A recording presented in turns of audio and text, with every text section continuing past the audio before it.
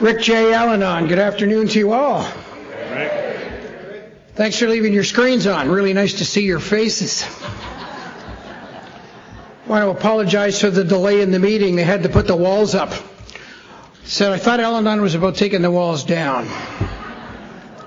Anyhow, would you help me begin this meeting with a moment of silence, followed by the Serenity Prayer? Can we have that moment now, please?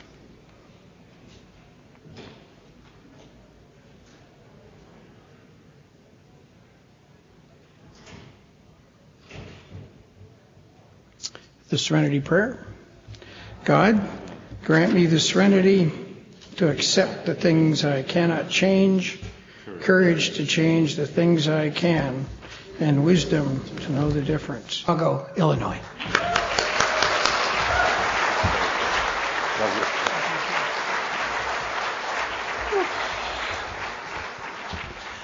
Hello, everyone. My name is David Edelfelt, and I'm a very grateful member of the Worldwide Fellowship of the Al-Anon Family Groups. Hi, David.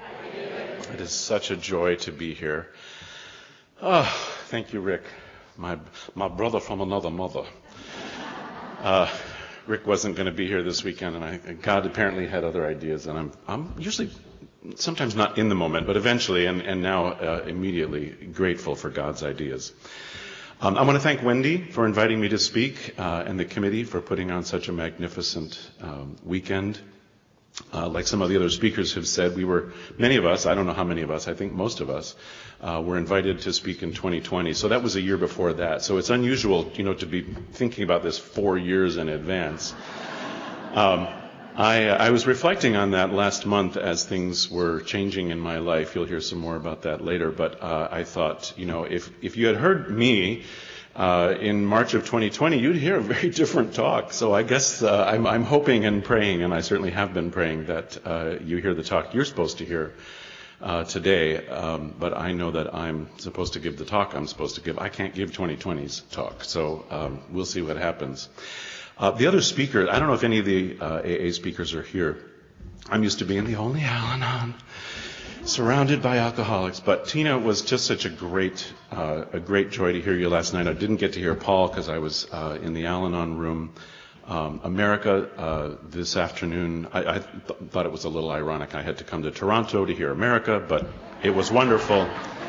And tonight, I'm sure we're in for a treat as we hear Craig from Scotland. I said to someone earlier, I'm so glad I didn't follow him, because I have an unconscious habit of imitating people who are around me with their accents. When I speak in the South, y'all think I'm from the South, but I'm not. So anyway.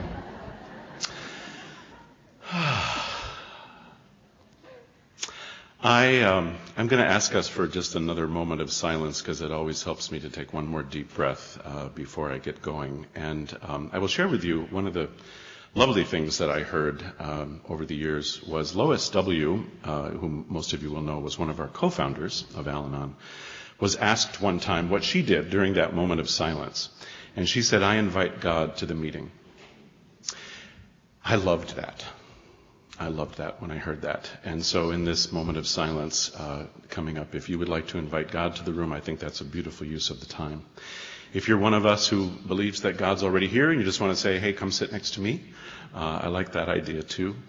If you want to pray for the newcomer, or even some of us that maybe are not so new that are in pain today, I think that's a beautiful use of that moment. And if you have no other good idea, I share with you a prayer that I have been given that I have found very helpful in conferences like this, and that is, God, please help me not to judge the speaker. So,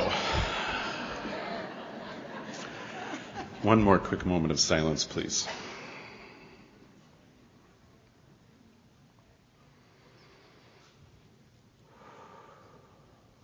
Thanks very much. Well, what I have been taught to do when I stand at a podium, invited to share my story with you, is to tell you a little bit about what I was like, and what happened, and what I'm like today. And I used to get that wrong all the time. I thought it was my job to tell you what it was like, and what happened, and what it is like today. And that may seem like a small difference to some of you, but I promise you it is the cornerstone of my recovery today. Because when I got to this magnificent fellowship about 18, not quite 19 years ago, I was quite convinced that my only problem was what it was like. And my only hope for a solution would be what it could become. And today I know that my only problem is what I am like. And my only hope for a solution is what I can become. And I can't become that without you. I can't become that without a higher power. And I will probably say that about 5 times in the next hour or so. And I hope you don't get sick of hearing it. Instead, I hope it sinks in just a little deeper each way that I say it. I don't know how it's going to come out. I never do. But I do know that that is my message. So, what I was like. My very first knowledge as a toddler, which my parents shared with both my sister and I, was that we were adopted. My parents adopted 2 children. We were 2 years apart, but we were both adopted at 7 weeks old. And it was told to us in such a way that it wasn't good news, it wasn't bad news, it was just a fact. I didn't think anything of it, and, I would just share that voluntarily with some of my little school friends. And, of course, kids can be not so nice to each other when they learn of differences. And so eventually some kids would say, ha ha, you don't have your real parents. We have our real parents. And I would cry and I would go home and tell my mother. And she said to me one day, next time they make fun of you, you just tell them that your parents chose you, but their parents got stuck with them. Which I thought was a lovely message. And it lands on my ear, and what I hear is, I am among the chosen. I also heard 2 other messages from that unintended message that my mom told me. One was that the way that you should feel about yourself, David, should come from how others see you and feel about you. And the second was that the solution to feeling inferior is to pretend to be superior. And the problem with that, of course, is you do that long enough, you forget you're pretending, and so people say, stop acting superior. And you say, well, I'm not acting. Because you just think you are. Now that tells you an awful lot about my Al-Anonism, long before I ever picked up my first drunk. Speaking of which, I like to know who I'm talking to. Would the Al-Anons, just Al-Anons, raise your hand if you're not only single winners. Look at you all. Wonderful. Keep your hands up if you're also in AA. Double winners. Good. And then just those that are in AA. We have some of you. You're brave ones. Good. Okay. Lovely. I love that we're all here together. It's become a cliche to say, but I do believe it's true that we got sick together, and isn't it wonderful that we can get well together? So here I am, this little boy growing up in upstate New York in the mid-'60s, and I feel like I'm among the chosen, but knowing, of course, that the reason I have to know that is because I'm lesser than, right? Because I wasn't wanted, apparently, by my birth parents. I'm also growing up in this very beautiful Protestant home. My parents were churchgoers, and we went every week. I was very involved in the church. I was teaching Sunday school. By the time I was 10 years old, I was teaching little kids.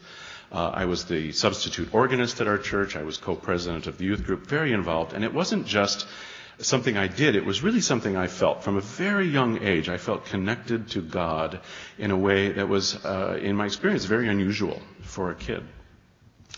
When I was an adolescent, I started to notice that there was this issue at home with my mother, that she would sometimes, let's say between the time that we got home from school and the time that dinner was to be put on the table, she would just sort of change. Her personality would change.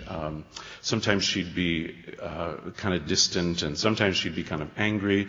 And every once in a while, she would just fall asleep on the sofa, sometimes before dinner was on the table, sometimes after. Eventually, my father let us know that what was going on was that my mother had what he called a drinking problem. Now, I didn't know anything about that. I just knew that she was changing. She was not really who I knew her to be. And my father and my sister at the time were clearly not very happy with that.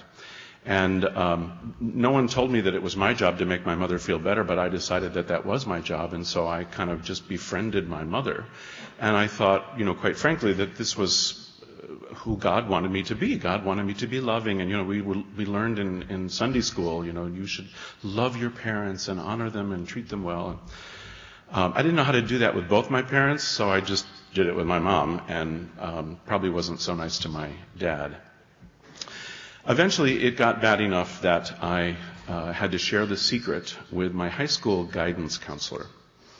It was tricky to talk about because my mom worked in the school system, so I couldn't say it was my mother, but I don't even remember what I said exactly, but my guidance counselor gave me a pamphlet to Al-Anon. And I read this pamphlet, and I learned in the pamphlet that my mother was not bad. She was just sick. She had a disease that she was powerless over. And I was powerless to do anything about it except to just love her. So one more time, I took that on and said, my job is to be really nice. And I was really nice. And the nicer I became, probably the less nice I became to my father and my sister. And one more time, we're creating this riff in the family. 16 years old, I'm in my first show. I have a bio, right, in a program. And, when you're 16 years old, you don't have a lot of experience. So the bio isn't very long. Basically, it says, David loves music and helping people with their problems. Yeah, that's who I was. And apparently it worked, because when I was a senior in high school, my mother found sobriety. Thank you, Alcoholics Anonymous. It didn't happen all at once. She would stop drinking for a couple of weeks, and then she would drink again, and then a couple of months, and then she would drink again, and she would drink. She would stop drinking for long. We call it slow-briety, but she found it. And when I graduated high school, I was quite certain that alcoholism was going to be a little footnote in my life, that 70, 80 years later, when there was an obituary with my name at the top, there would be a little asterisk, and at the bottom it would say, oh, and by the way, alcoholism was this beautiful gift to David because it helped him grow up even quicker and become even more lovely and sweet and spiritual and helpful. And wasn't David lucky to have alcoholism in his family, and wasn't his family lucky to have David? And that's really what I thought. Now, the other thing that was part of my awareness as a very young boy, and became more so as I aged, was that I was aware from a very young age that I was not growing up to be like most of the little boys that I was growing up with, in that I was not growing up to be attracted to the little girls. I was growing up to be attracted to the other boys. And I also knew that that was this horrible thing about me, that if you knew the truth, you would rightly hate me. But now remember, I'm spiritual and I'm wise, and I always knew I was an old soul and I was smart, and so I'm this dichotomous thing, this inferiority complex with the superior. My sponsor calls it the greater than, less than curse. That's the character defect that I believe it was. I'm no one's equal. I have the gift to be able to walk into a room and tell you who I'm better than, which is most of you. But at the root, I know I'm not anyone's equal. I don't measure up to any of you, because if you really knew who I was, you would know I was the piece of crap that I am. I'm the piece of crap around which the whole world revolves. Try to be comfortable in your skin with that. So I go away to college, and yes, I go to study. But I also go, quite frankly, to find Mr. Right, because I know that this piece of crap that I am needs to find someone who will love me and accept me for who I am, and prove to myself, to my parents, to my society, and also really, very frankly, even to God, that I'm okay. So I've convinced myself that I'm going to find Mr. Right, someone I can love who will love me, and it will make me whole. Buckle up. So I start dating, and I dated a lot. And it wasn't even really I just looked and looked and looked, and, I got involved with some people. I don't mean to tell you I was promiscuous. I was not promiscuous. Even then, I knew one gay at a time. But I kept looking, and I I didn't find Mr. Right in college, and so I leave upstate New York, and I move to Chicago to do my master's degree, and I keep looking. And again, I kissed a few frogs, and none of them were the prince, and I graduate from Northwestern, I get my master's degree, and I'm still single, which means I'm not okay, because I still have not been validated. Now, I've done a lot of work in those intervening years, a lot of spiritual work. I've done an amazing amount of study, theological study. At this point, I'm working for churches, so I'm still like really close with God. We're besties, but I'm not okay. Today, I believe that the reason that none of those early people that I was dating fit is because they weren't alcoholic. I believe that the seed had been planted that meant that I wasn't really going to be happy until I was able to somehow replicate that relationship that I had with my mother. Because it was very validating to know that I had been responsible for my mother's sobriety. If you don't know why that's funny, please keep coming back.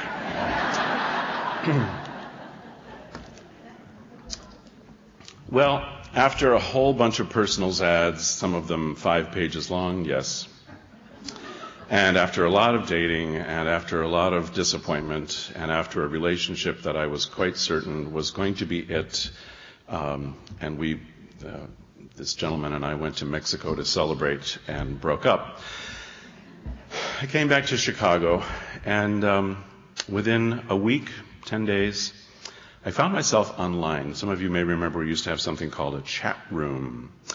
And you enter the chat room, right, virtually speaking, and you have a screen name, and you see who's in the chat room, and you can read their names, and then you look at their profiles. And so I'm in a chat room, and up on the screen pops the name Renaissance Man. Yes, and I click on the profile, and I learn that Renaissance Man is 6'5". He has brown hair, big blue eyes, gorgeous dimples, which is a good thing if you're into guys. I don't know how many of you, but... So we start typing to each other, right? And we communicate through our keyboards for about an hour and a half. And this starts at midnight, right? So now it's like 1:30 in the morning. And we learned that we seemed to fit. And like I had been able to articulate in a personals ad a year or two before that, I was very clear that what I was looking for, first and foremost, was not just a partner or a husband. I was looking for a lover of God. I wanted someone who loved God like I did. And this man fit that bill. And he was all these other wonderful things. And so I'm like, this is pretty amazing. Well, we decided to stop typing to each other and got on the phone. Now it's 1:30 in the morning, and we're speaking on the phone for 3 hours. And at the end of 3 hours, we were in love. It's a little funny, but it's also true. We were convinced, I certainly was convinced, that God had put this person in my life because it was the person I was supposed to be with. And I was, pretty convinced that I was the person he was supposed to be with. So we met in person about 30 hours later. We met for breakfast. He came over to my condo. And we were off and running on this relationship. Some of you may know, it's my favorite acronym. The acronym for relationship, really exciting love affair, turns into outrageous nightmare, serenity hangs in peril.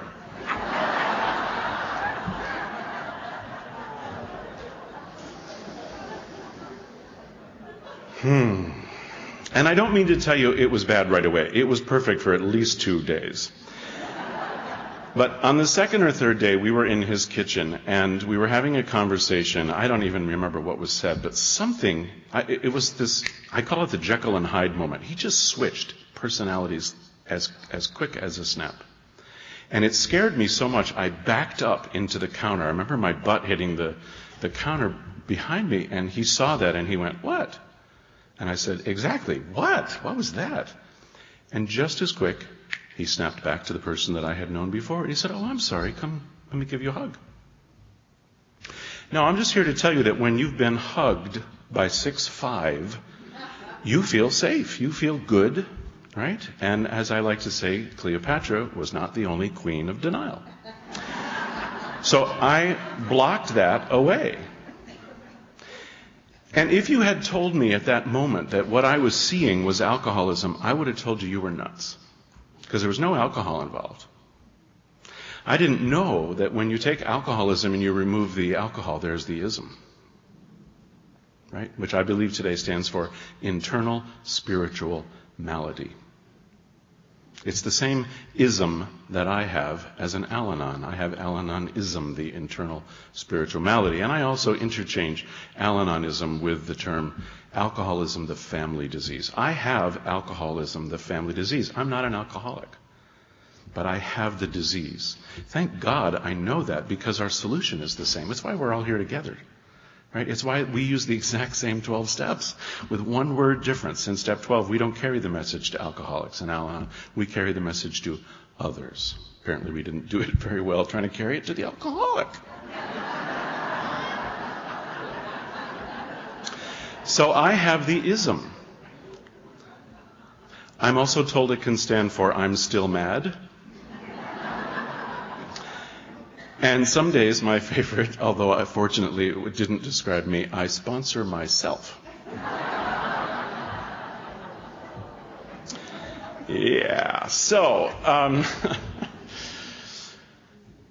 we have this relationship going, and, after a little while, of course, I do start to notice that there is alcohol involved more and more, and I happen to notice that when he's drinking, he does, like my mother did, change personality. Sometimes rather quickly, but a very different personality. He became much angrier and sometimes violent, and there started to be a whole lot of verbal abuse and some physical abuse. And I just kept trying to fix it, because what do I know to do except just be loving and sweet and kind? And it worked with my mother, so why isn't it working with this guy? Well, eventually I decided, notice it's not learned, we're told, figured out. No, I decided that the solution to get an alcoholic sober when they're your spouse or your partner must be very different, probably the opposite for doing so with a parent. So I decided it was my job to be meaner. Instead of being more loving, more kind, more sweet, more understanding, I would match his volume in arguments. I could slam a door just as loud as he could. Needless to say, it got pretty ugly. I started to get to the place where I was thinking, I don't know if this is going to work after all. And so my solution was to propose.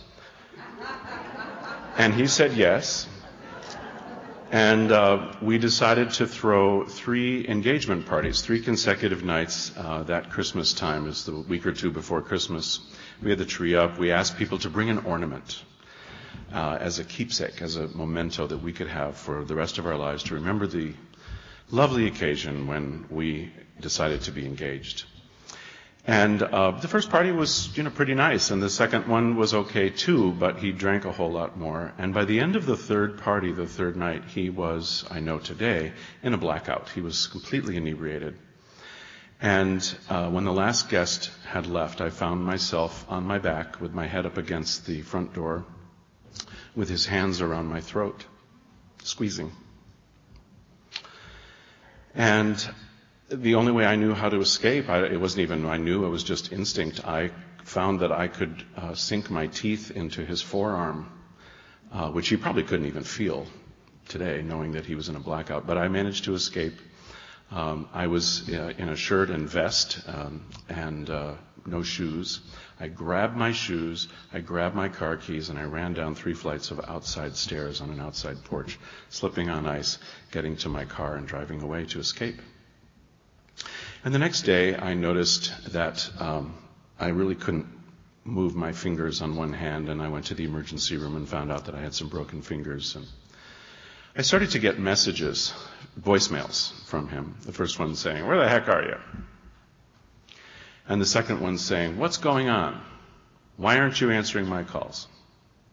And the third one saying, "What happened here last night? Why is there broken furniture in the living room?" And the fourth one saying, I have visited the parking lot of every motel that I can find, and I don't see your car. I'm worried about you. And the fifth one saying, I'm so sorry. Please call me back. And the sixth message I received, and yes, I counted. We do that very well in Al-Anon. The sixth message I received said this: I want you to know that I know I'm an alcoholic and I need help. And if you will give me another chance, I promise to spend the rest of my life making this up to you. And a little voice inside me went, yay! Because why? Because he would admit that he was my problem. And he would admit that he was my solution. And he would admit that he was going to make it right so I could be okay. But I wasn't ready to quite give up all of my control that I was starting to really enjoy just yet. So I said, I'll think about it. I'm going to spend one more night in a hotel, and then I'm going to come home and it's your turn to leave. And it was my condo, so I kicked him out. And the next day he came back and he slept on the couch. And the following night I let him back in the big bed. And one more time we're back on this roller coaster, the family disease of alcoholism. Him getting worse, me getting worse. Now, he got worse without the help of a drink because he promised me he wouldn't drink anymore, and he stopped drinking. I don't need to tell most of you, I'm sure, what happens when you take away the alcohol from an alcoholic and don't replace it with anything else. So it got uglier. And when it got uglier, I got uglier, and we started down this path. It didn't stop us from planning that wedding. So 8 months later, there we were, having this beautiful wedding. And the next day, the three of us get on a plane and fly to Tahiti. David and Anthony and alcoholism. I didn't know there were three of us on the plane, but we arrived and we were told that part of our honeymoon package was a champagne dinner. And he said, we're going to split this bottle of champagne. And what was I going to say? No. So I said, okay. And we split the bottle of champagne and had a lovely dinner, and it was okay. And the next night we're on a Tahitian island cruise, this beautiful old wooden sailboat cruising Tahitian islands, and they're serving local rum and some exotic fruit juice. And he had 3, I counted. And it was okay. And 10 days or so later, we're back in Chicago, and we're back, or right back. And untreated, alcoholism gets worse, and untreated Al-Anonism gets worse. And his drinking got worse, and my anger got worse, and my needs to control got worse. And I'm not here to tell you I knew any of that at the time. I didn't know that it was not really necessary for me to teach a grown man how to properly load a dishwasher, or how to properly load or unload a grocery cart at the grocery store. Although I know some of you know that when you get to the conveyor belt, you should put the heavy items first so that they know right what to do with those. And then the other things, and all of the produce and stuff goes last because they have to weigh it, right? The true Al-Anons are nodding. I see you. I mean, isn't it good to know that you know the right way and the best way to do things? I sure enjoyed it. He didn't. I don't know why.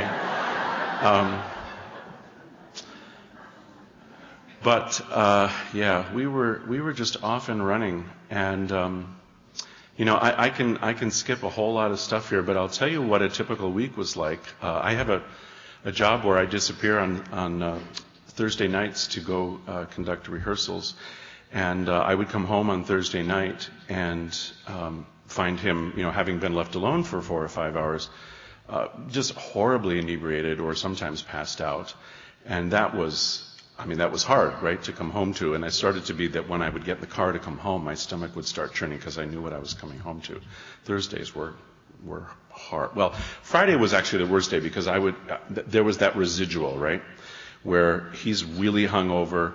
We're having to kind of coexist in the house, but Thursday is a recent memory, and I'm clearly not going to talk to him because if I do, I'm being nice, and being nice isn't the solution. Remember, I learned that, from so Fridays were Saturday was really the hardest day because the day after Friday, now we're home, right? We're both home from work, and so now we have to see each other. So we have to talk. So I can't give him the silent treatment, really. If I do, I look like the bad guy. But if I'm too nice, that's just not it either. So I have this very delicate balance to find on Saturday. So Saturday is the hardest. Well, actually, Sunday, when I would get home from church, I was filled with the Spirit, right? And so I knew very well who I should be and how I should show up in this marriage. And yet, again, if I do that, he's going to think that I'm condoning his drinking. And I don't know how to do that. So Sunday was truly the hardest day. Except for Monday, because the next day, he would be back at work, and he would be, by then, kind of functioning, and there's no problem. Right? There's just no problem. And I'm like, no, there was a problem. Let's not live in denial. So Monday was Tuesday, the following day, that was the day when it got more and more distant. And by then, he's got an attitude and thinking I'm the problem. Now, how could I possibly be the problem? None of you, I'm sure, have ever thought that. But how could I? So Tuesday was absolutely the worst day. No, except for Wednesday, because the problem with Wednesday was the next day was Thursday, and we're going to do it all over again. Just one day at a time. Well, after a whole lot of time and a whole lot of repetition of this, I came home one Thursday night, and I pulled in the garage, and I pulled next to his car, which was this big black car, and it was all scraped up with white paint. And I thought, what did he do? Where has he been? What am I going to find when I walk in the house? And I walked in the house, and there he was, passed out on the floor. And I don't know why that should have been my bottom, but it was. And the next day I was on the phone with a friend of mine who had had 18 years of sobriety at the time in AA. And she told me about Al-Anon. I did not know about Al-Anon. And she said, well, first of all, I told her what was going on in the house. And she said 4 words to me that I know, I'm sure, were in English, but they might as well have been in Japanese. She said to me, "What do you need?" And I tried to answer her question with all sorts of statements that began with he and him, and she just kept repeating, "What do you need?" I had no clue what I needed. And when she told me about Al-Anon, I said, yeah, I know about those things and how they don't work. Now, I didn't know anything about it, but it didn't stop me, from one more time being the expert on something I had no clue about. But I found that about a mile from my house was an Al-Anon club. And I went to this club to get a directory. And this is a big city, Chicago, and so I'm looking at this large directory for Al-Anon. There's all sorts of, there's a lot of AA there, and there was, GA and SA and SLA and DA, and if you need an A, we got one. But I didn't find Al-Anon. I'm like, why is there no Al-Anon in this directory? And I only found something that said AFG. And I looked, there was an asterisk, and I looked at the bottom of the page, and it said AFG, Al-Anon Family Groups. And I went, crap, these are meetings for families. Where do just individuals go? Because I thought when I saw that Al-Anon Family Groups meant that you bring your family. Today, what I know and believe with all my heart is that Al-Anon Family Groups means it's where you meet your family. And I didn't know.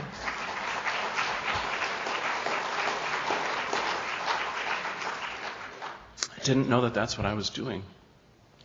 But that Monday, I was at my first meeting. And I went to the meeting. I walked in this room. And there were about 24, maybe 30 young women who were in this room. One guy, who I later found out was visiting. And these women were all smiling and hugging and laughing, and I thought, am I in the right room? This doesn't feel like where I should be. But I sat in the back row, and one by one, people got up to share how the program was working in their life today. That's my home group today. And if you're ever in Chicago, I hope you will come see us Monday nights, 6 o'clock, 2022 West Dickens Avenue. Just for today, AFG. And I'm so grateful I landed in this strong recovery, in this meeting where we don't talk about the alcoholic. We talk about our recovery. We talk about, the meeting starts with, how is the program working in your life today? And so one by one, these women got up.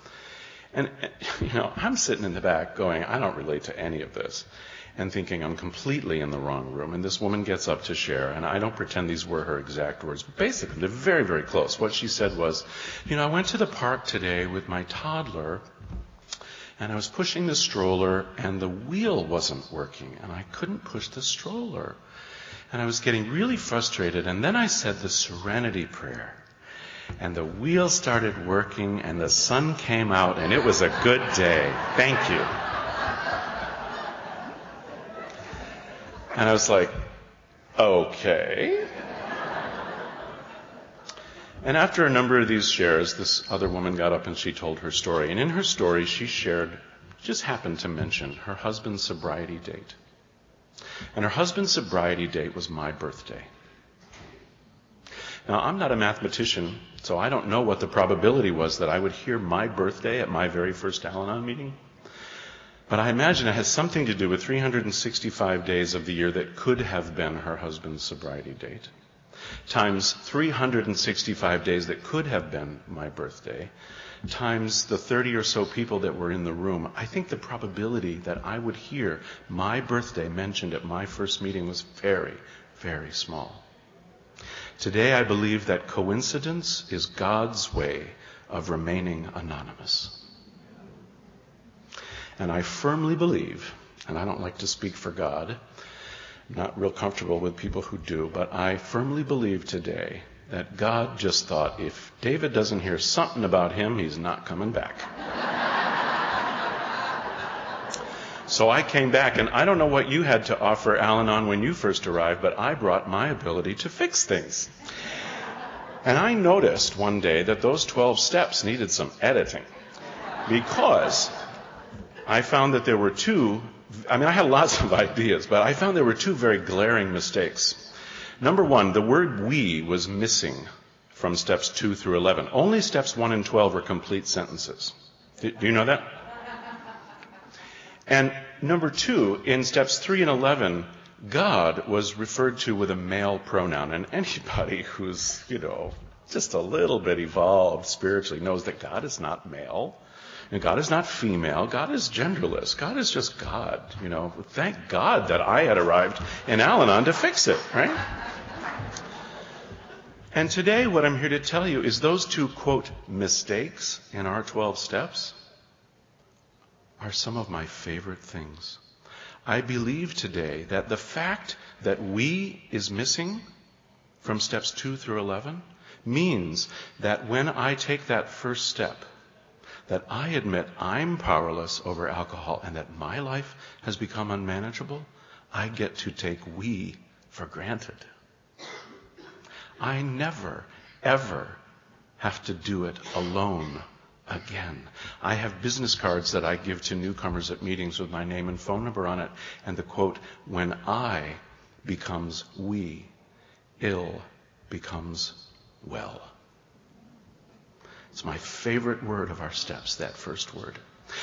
And as for those little underlined words in steps 3 and 11, God is referred to as male. Okay, the word him is there, but I miss the whole meaning of the clause, as we understood him, meaning I get to understand God exactly as I do, and so do you, and you, and you. We all get to choose the God of our understanding. It's not that the male pronoun is there. It's that the spirit of the message says we all get to understand God as we do and as we choose, and thank God, because that allows for a growing understanding of a higher power. Now, I no longer today have the spiritual arrogance to change the meaning, the wording of those two steps when I'm reading them at a meeting, because I no longer think I know best and I should tell you what your higher power is or who your higher power is. But in my heart, in my experience, doesn't matter what I call God. It matters that I know God. And more important, it matters that I have a relationship with, and by the way, a dependent relationship with God. I found out in this wonderful meeting that I attended that people sponsor each other. And the way that that's supposed to work is you're supposed to find somebody who has what you want. And so I found this woman whose story seemed at least similar enough to mine that she might understand what was going on in my house. And I asked her if she would sponsor me. And she said, I will sponsor you if you are willing to do what I do and have done to get the recovery that I have. And I said, okay, what's that? She said, you will commit to going to 2 Al-Anon meetings and an open AA meeting every week. You're going to learn about alcoholism in these meetings, these open meetings of Alcoholics Anonymous. You're going to make a call time with me every day for 30 days, and then following 30 days, we'll start to deduct the frequency of calls. During those first 30 days, you're going to read the first 164 pages of the big book of Alcoholics Anonymous. And you're going to replace the word we with I, so that you relate and you see yourself in the book. You're going to replace alcoholism with Al-Anonism. You're going to replace drinking with thinking. You're going to see yourself in this text. You're going to work the 12 steps with my direction after those first 30 days. You're going to pray on your knees, and you're going to be of service at your meetings. How does that sound? And I said, it sounds a little fanatical. And she said, why don't you go home and pray on it? Which was stupid, because, she didn't know the spiritual giant that I was. She didn't know that I had led retreats. She didn't know that God and I were friends. I don't get on my knees to talk to friends. God and I were so close many days, it was very hard to tell us apart, frankly. But I had God with me, G-O-D, the gift of desperation. And if it were not for that significant amount of pain that I was in, I wouldn't have agreed to any of that. But fortunately, I was out of ideas. And if you're new, or somewhat new, or you're in pain today, I pray that you are out of ideas. Because we got some. Look around. We got some. So my sponsor took me on this journey with the steps, and I wish I had hours to tell you about my experience with the steps, because I know today that is where my recovery lies. As it said in a forum magazine, Al-Anon's magazine years ago, the elevator to serenity is broken. You're going to have to take the steps. Right? This step, S-T-E-P, the solution to every problem. And that's what they are for me today. I'm embarrassed to tell you how long I was in program and how far into the steps I was before I really understood powerlessness. I used to think that my being powerless over alcohol meant I had very, very little power. Did you ever have a power failure at your house? Do you ever notice that when you have a power failure, you don't have very, very little light? It's black. It means zero. I had that step 2 experience where, I found step 2 insulting. It was like the little kind of, you have a higher power. Just call it God. I hear people say all the time, I have a problem with the God thing. Just call it a higher power. Well, as I said, I was friends with God, but I didn't have a higher power. I had a great faith in God, and I thought a great relationship with God, certainly a great understanding of God, but I had zero dependence on God. And praying on my knees? No, thank you. Well, several months into recovery, when the drinking at home got worse because I wasn't policing it, and I started to experience a level of pain and despair that I could only imagine, I quite accidentally found myself on my knees one day at the foot of my bed. And that is the day that I got a higher power. Because I stopped at that point, in that moment, I remember it as clear as a bell. That was the moment I stopped giving God direction. God was not taking my direction very well at all. And instead, I learned how to be dependent on a higher power and say, even if, before I really believed it, you know best. You know what you're doing here. I don't. Keep the focus on me. I got to take inventory and look at myself and learn the single greatest truth that I have ever learned and probably ever will in recovery. I alluded to it right away at the beginning, and that is that if I'm not my problem, I'm screwed. As I can't do anything about you. I can't do anything about him or them. But with the help of a higher power and a sponsor of the 12 steps of AA, I can change. Al-Anon took me through things that I never thought I would need to go through that had nothing to do with alcohol. Because I don't believe necessarily that Al-Anon is a program to help you deal with alcoholism. That's what I thought when I got here. What I think it does is it helps me recover from the family disease of Al-Anonism, alcoholism myself, so that I can live well in the world, regardless of what goes on. And yes, initially it had a lot to do with alcohol. As I mentioned, when I started getting better, his drinking got worse, and there was a time where I thought, I might leave this marriage. And my sponsor said something to me that pissed me off. I don't know where sponsors learn this thing, but she said to me, when I shared that with her one day, she said, David, if you decide to leave, it will be very difficult. And if you decide to stay, it will be very difficult. Thanks a lot.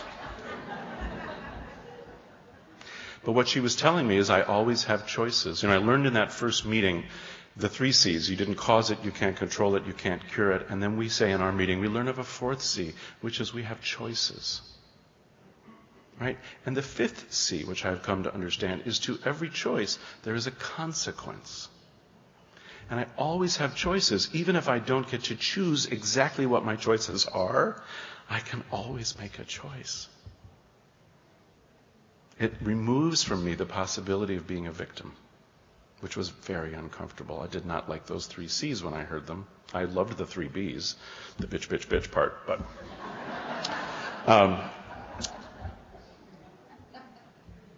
in I don't know, 4th or 5th year, 6th year, maybe somewhere in there, I think it got so painful for my husband to watch me get happier that he stopped drinking. And he didn't like the sponsor that I got him, but he found a sponsor in AA. And he got sober, and he was sober for a few years and stopped going to AA. And I went, okay. And, I'm not here to talk about the joy of living with a dry alcoholic, but I'm here to tell you that it challenges my program. And that's okay. And I can tell you that in 2011, my folks came to visit for Christmas. And my dad ended up having emergency surgery on Christmas Eve and lived another 10 or 12 days in ICU before we had to pull the plug. Now, my parents lived half of the year in New York and half of the year in Florida. And so the fact that they were able this one year randomly to come to Chicago was quite a gift, I thought, until he died while they were here visiting. And I got very angry at God. And I said, God, how does this happen? We're here to celebrate Christmas and you let my father die? Because I missed the fact that I had a choice on how I see it. It's not just alcoholics that have a disease of perception. I have a disease of perception. I can see that as a curse. Or I can see that in a very different way. I can see it as God saying, David, your parents live very far from you. And the chances that you could spend your dad's last day with him were very small. I brought him to Chicago so that you could be together in his last days and hold his hand as he took his last breath. That you could be surrounded by your Al-Anon family at such a time that when he's in the ICU and we're there more hours than not, that people can bring food as they do and drop it off on the back porch and we get home at night and dinner is waiting. That my Al-Anon family is there to go to a memorial service with me and beat me back to the house and light the fires in the fireplaces and put out the food. You have taught me time and time again that you can pretend to care, but you cannot pretend to show up. And you have shown up for me. And it was my sweet, dry alcoholic husband who at that moment said, why don't we have your mom live with us? Because at the time she was somewhat crippled and legally blind, and the idea of her living on her own was not viable. So she lived with us for 7 years. So I lived with 2 alcoholics. Yay! Which means when all 3 of us are in our disease, you know no one is thinking about me.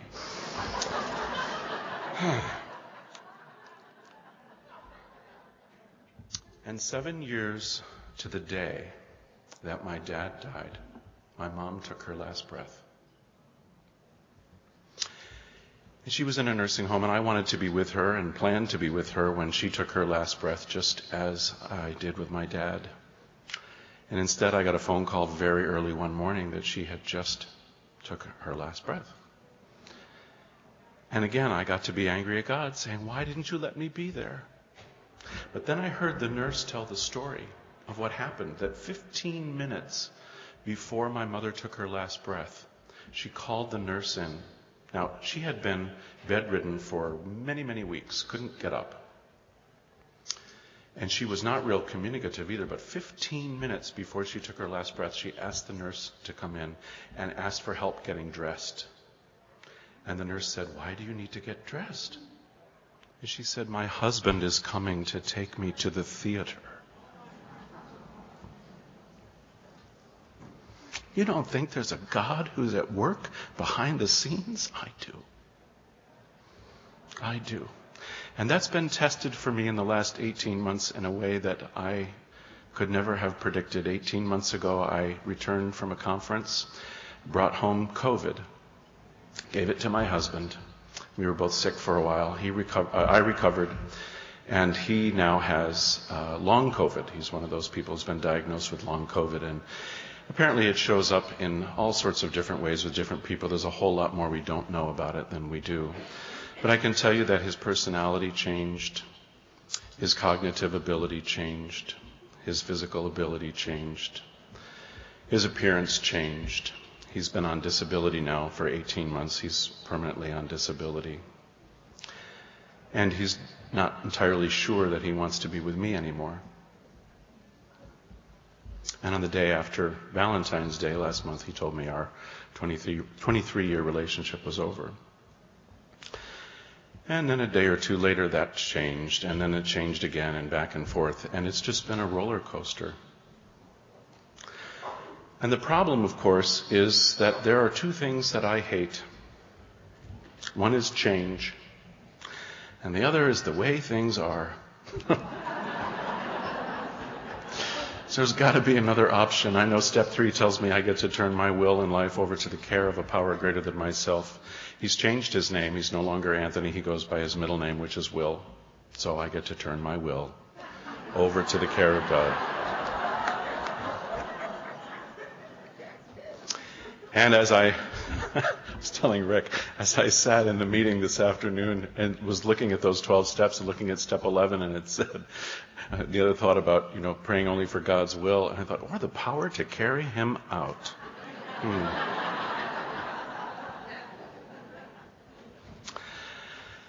I do not know what the future holds, but as the cliche says, I know who holds the future. A friend of mine says, I used to think my problem was not knowing, and today I know my problem is needing to know.